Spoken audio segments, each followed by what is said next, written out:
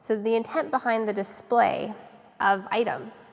In the story of Weiwa and the production of items for use within a museum, you have a really interesting tension between the production of the actual ceramics that Weiwa created and the fact that they were done in a performative manner for Western academic consumption and knowledge production.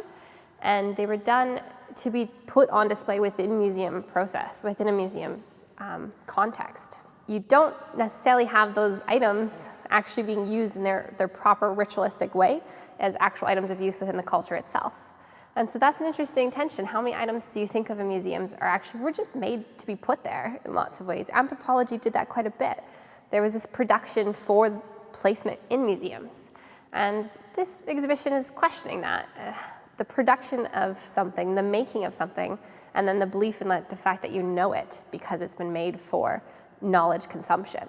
You can also see an interesting tension here with how the display of ceramics has been put on by Deball. So you have ceramics that are also intentionally made for artistic display.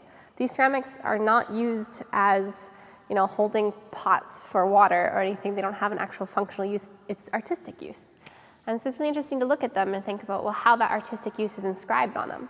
One really interesting feature is, for instance, the kill hole you can see on most of these pots. A kill hole has been defined by archaeology as a hole that was placed within an actual ceramic pot in order to almost kill its function.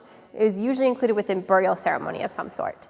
Unfortunately, a lot of the original ceramics were brought into the black market trade because as soon as archaeologists started to write about kill holes, many indigenous graves were looted for pots that had these kill holes in it.